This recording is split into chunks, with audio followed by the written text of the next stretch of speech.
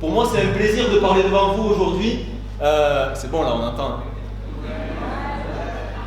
C'est pas seulement un plaisir pour moi, c'est aussi une grande fierté de partager la tribune avec des militants et des militantes aussi courageux et déterminés que le sont Roselle, Alberta, Sacha, Anas, et je voudrais que vous les applaudissiez très fort, les camarades.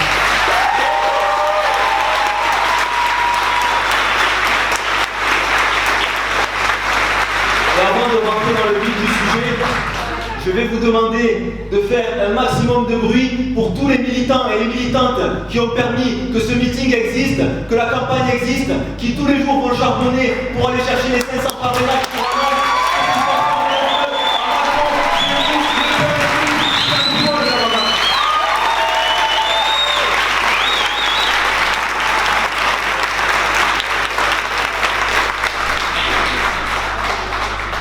Comme l'a dit Alberta, je suis tourneur-fraiseur dans la sous-traitance aéronautique. Je travaille en usine, comme des dizaines, des centaines de milliers en France. Et pour ceux qui ne connaissent peut-être pas la vie en usine, qu'est-ce que c'est? Je vais commencer par vous citer ma ministre de tutelle, la ministre de l'Industrie, Agnès Pannier-Runacher. Vous l'avez vu peut-être, c'était pas mal ce qu'elle a dit, donc je cite.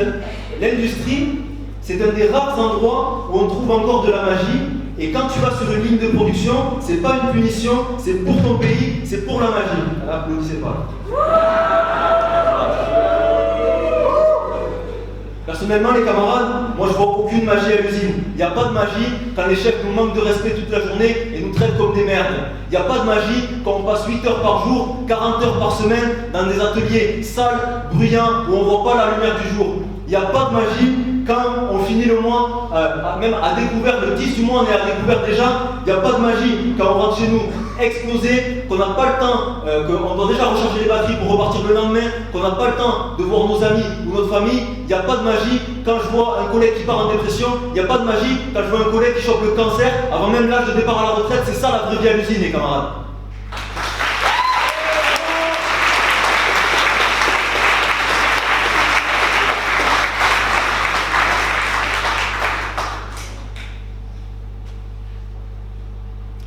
La seule magie que j'ai vue à l'usine, c'est que alors que depuis les années 70, il n'y avait eu ni grève, ni syndicat dans mon usine, comme il y a beaucoup d'autres, on a réussi à reconstruire un syndicat, on a dû se cacher pendant 2 ans pour le faire, on a réussi à relever la tête, on a réussi à résister, et surtout, ce qui n'était pas arrivé depuis 50 ans, on a mis cette putain d'usine en grève, les camarades.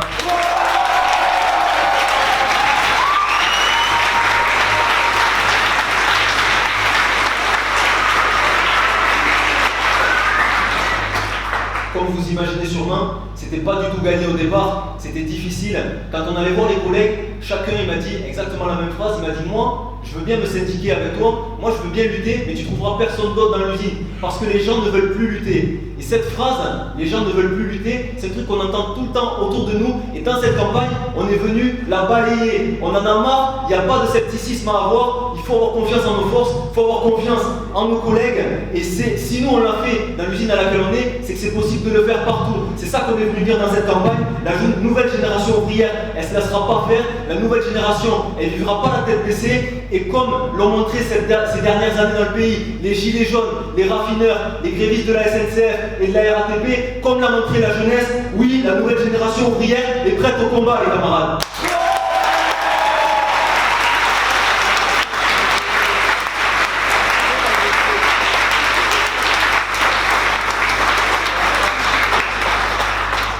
Mais pour lutter, il ne suffit pas d'être combatif. Pour lutter, il faut s'organiser. Pour lutter, il faut un plan de bataille. La première règle de notre plan de bataille, c'est qu'il n'y a aucun compromis à faire, c'est qu'il n'y a aucun dialogue social à avoir avec ceux qui nous font la guerre. Il n'y a aucun dialogue social à avoir avec ceux qui, comme le patron de Richebourg, Pascal Lanette, a dit au début du Covid que les ouvriers devaient choisir s'ils voulaient mourir de faim ou mourir du virus. C'est ça la réalité qu'on a vécue en tant que salarié de la sous-traitance aéronautique, les camarades.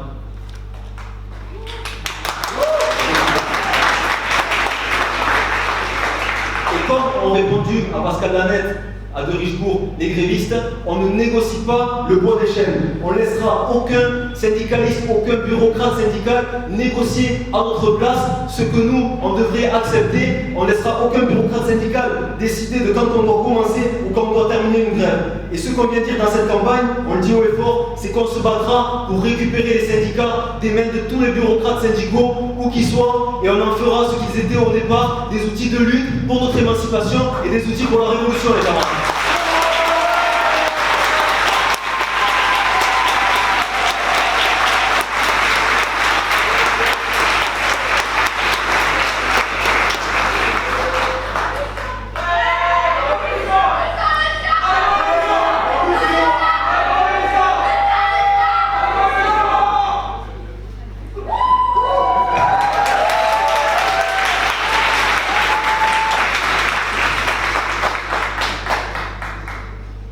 La deuxième règle de notre plan de bataille, c'est qu'il ne suffit pas de résister boîte par boîte, isolé chacun et chacune dans son entreprise. Nous, on n'a pas peur de dire que les questions qui se présentent à nous, c'est des questions d'ensemble, c'est des questions politiques. Que si l'ouvrier ne fait pas de politique, c'est la politique du patron qui s'impose. Les camarades, nous, depuis qu'on est tout petits, on nous a appris qu'on devait bien rester à notre place, on nous a appris que la politique, c'était pas pour nous, c'était pour les experts, les politiciens professionnels, ceux qui ont fait l'ENA, Polytechnique et toutes leurs écoles de merde. Et nous, en fait, ce qu'on veut dire dans cette campagne, c'est qu'on doit arrêter de croire qu'on n'est pas assez intelligent, qu'on n'est pas assez légitime pour défendre nos idées politiques. Ceux qui prétendent nous représenter ne sont pas plus intelligents que nous. D'ailleurs, il y en a qui sont particulièrement stupides, comme on est en train de voir dans la campagne. Mais surtout, ceux qui prétendent nous représenter, c'est des riches, c'est des gens qui n'ont jamais travaillé de leur vie, c'est des gens qui ne tiendraient pas 2 jours dans nos vies, et c'est des gens qui gagnent 10 000 balles par mois. C'est ça le système dans lequel on vit, et c'est normal qu'il y ait plein de gens qui soient dégoûtés de la politique dans ce système-là. Moi, si je fais de la politique, si je m'engage dans la campagne d'Anas, si j'ai envie de tout faire pour qu'il puisse être candidat, c'est pas juste parce que Anas c'est mon camarade, c'est parce qu'Anas c'est un travailleur. Anas c'est quelqu'un qui bosse en 3-8, c'est quelqu'un qui est obligé d'aller taffer pour remplir son frigo. Ça veut dire quoi? Ça veut dire Anas, c'est quelqu'un qui partage les mêmes vies que nous, les mêmes galères que nous. Anas c'est quelqu'un qui, malgré ses galères, il n'a pas hésité à faire 60 jours de grève, c'est-à-dire à prendre des risques, à se mettre en galère financière. Pourquoi? Pour défendre ses collègues, pour défendre les nouvelles générations, les générations futures. Je parle de la bataille des retraites. Et surtout, Anas, comme vous l'avez vu sûrement dans les plateaux télé, dans les débats, etc., c'est quelqu'un qui ne va pas se démonter, c'est quelqu'un qui ne va pas se débiner. Vous pouvez lui mettre tous les chroniqueurs réactionnaires, tous les politiciens bourgeois que vous voulez, il ne va pas s'échapper, il va nous défendre. Et moi, je suis fier de me sentir représenté par Anas et je vais me battre pour qu'il soit à la présidentielle.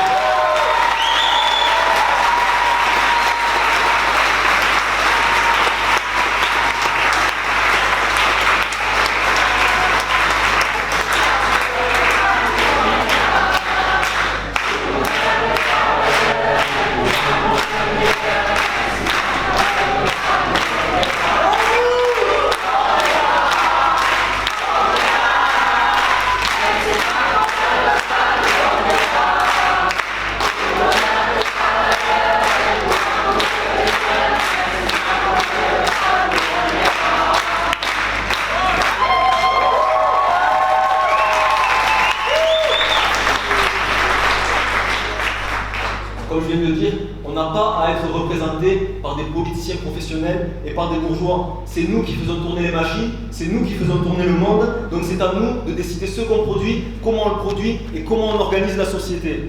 Ce qu'on veut produire, nous on ne veut pas produire, on ne veut plus produire pour les profits d'une poignée de riches. On veut produire pour le bien-être du plus grand nombre, on veut produire pour préserver notre santé et pour préserver la planète. Tout ça, on est convaincu que c'est par la lutte qu'on l'obtiendra. Mais on ne veut pas seulement résister à leurs attaques. Oui, on veut le pouvoir, et oui, on se bat pour le gouvernement des travailleurs et des travailleuses. Notre programme révolutionnaire est profondément contre les politiciens professionnels. Notre programme révolutionnaire s'inspire de la Commune de Paris. Il revendique l'abolition de la fonction présidentielle, l'abolition du Sénat. Notre programme défend le fait que tout élu soit révocable. Tout élu ne touche pas plus qu'un salaire d'ouvrier. Parce que vous imaginez bien que si on foutait tous les élus à 1 200 € par mois, du jour au lendemain, dans tous les médias, on entendrait parler d'augmentation des salaires, les camarades.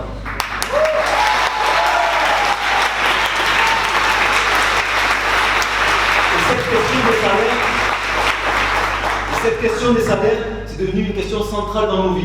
Comme vous avez vu, ce n'est pas encore une question centrale dans la présidentielle, parce qu'ils cherchent tous à imposer leur thématique réactionnaire et à invisibiliser, à esquiver la question sociale. Mais aujourd'hui, on le dit haut et fort, nous on va imposer la question sociale dans cette présidentielle. On va dénoncer, comme Anas l'a fait avec les crédits de Roissy, que tout augmente sauf les salaires.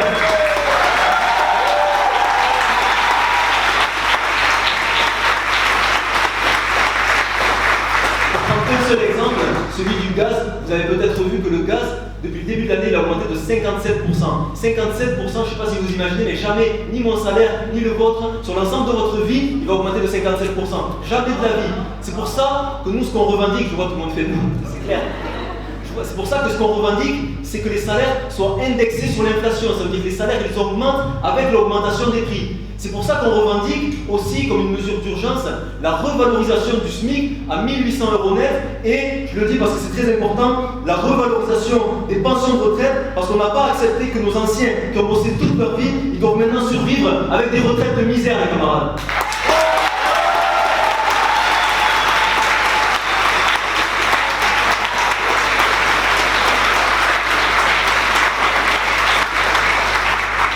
On n'a pas accepté de partir à la retraite à 65, 66, 67 ans. On a tous vu autour de nous un exemple de quelqu'un qui est parti à la retraite et qui est décédé dans l'année qui suit. Et ça, c'est dramatique. On a le droit de partir à la retraite en bonne santé. Nous, on revendique un départ à la retraite à 60 ans à taux plein, à 55 ans pour les métiers pénibles. Nos vieux ont le droit de se reposer et nos vieux ont le droit de partir à la retraite en bonne santé.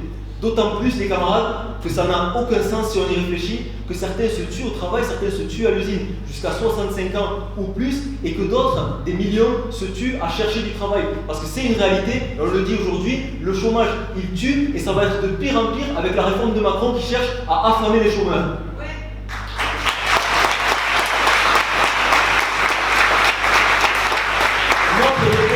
Face à ça, c'est qu'on revendique le partage du temps de travail entre tous et toutes avec maintien de salaire. Oui, c'est possible de réduire le temps de travail sans réduire les salaires. Comme l'ont montré nos camarades de Néoser en Moselle qui ont imposé par le rapport de force de travailler 32 heures payées 35. Et je voudrais que vous fassiez un maximum de bruit, qu'ils l'entendent jusqu'en Moselle pour notre camarade Christian Porta.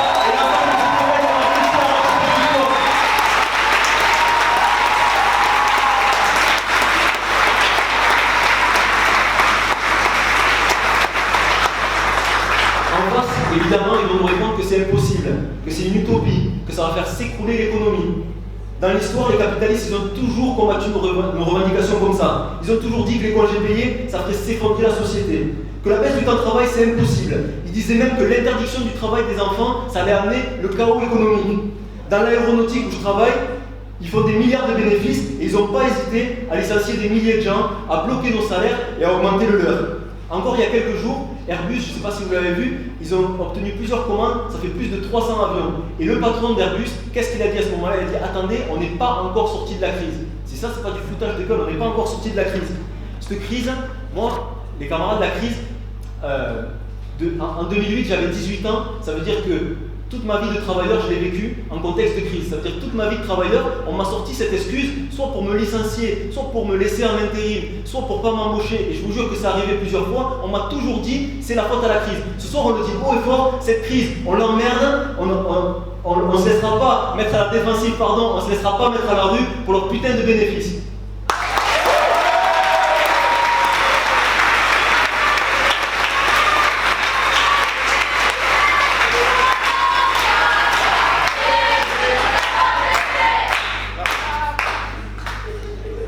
C'est pour ça qu'une de nos revendications centrales, c'est l'ouverture de leur comptabilité, la transparence totale. On veut voir les chiffres. On revendique que tout ouvrier à qui on explique qu'il doit se sacrifier, qu'il doit sacrifier son taf ou sa vie parce que c'est la crise, il a le droit d'en avoir le cœur net. Il a le droit de voir les chiffres, et pas seulement ceux de son entreprise, mais ceux de toute la filière, ceux des banques, ceux des paradis fiscaux. Nous, ce qu'on veut mettre à bas, c'est leur secret commercial, à bas le secret des affaires, à bas le secret industriel.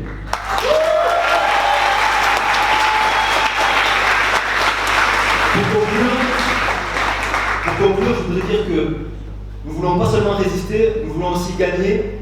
Nous ne voulons pas choisir entre telle ou telle variante de gauche du capitalisme. Nous ne voulons pas réformer ce système à la marge. Nous voulons l'abolir, nous voulons l'attaquer à la racine. Oui, nous sommes révolutionnaires. En tant que révolutionnaires, nous croyons dans la force des travailleurs et des travailleuses. Comme on l'a montré pendant la pandémie, c'est nous qui faisons tourner le monde. C'est nous qui sommes au cœur de la bête. C'est aussi nous qui avons la capacité de bloquer et d'occuper les entreprises. Et pour le dire plus clairement, c'est nous qui allons imposer nos revendications par la grève générale, les camarades.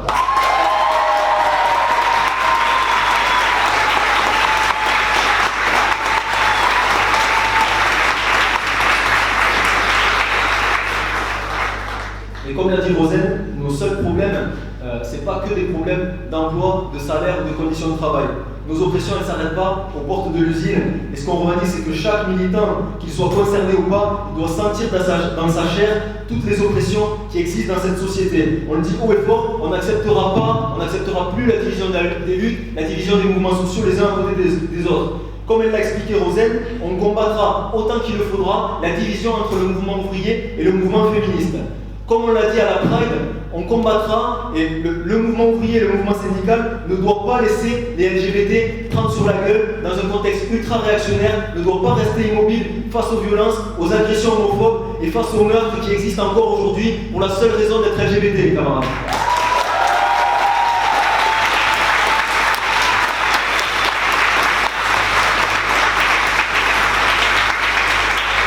Le mouvement ouvrier et le mouvement syndical ne doivent pas non plus détourner le regard de la réalité des quartiers populaires.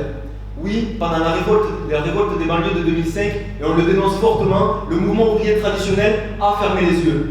On ne peut pas fermer les yeux quand des jeunes sont harcelés par la police, sont mutilés et sont même tués, les camarades. Cette division des mouvements sociaux, cette division des luttes, personne ne la dénonce, personne ne la combat, ni à gauche, ni même à l'extrême gauche qui présente toujours les mêmes candidatures au discours routinier pour faire 1% à la fin. Nous on le dit les camarades, très fortement, on n'est pas venu pour faire une candidature de témoignage, on arrive dans la vie politique française, que les autres le veuillent ou non, et on est venu pour rester les camarades. Aujourd'hui, on est en train de faire naître une nouvelle force politique, une organisation de combat, un parti pour la révolution, vive Révolution permanente, vive la campagne d'Anas.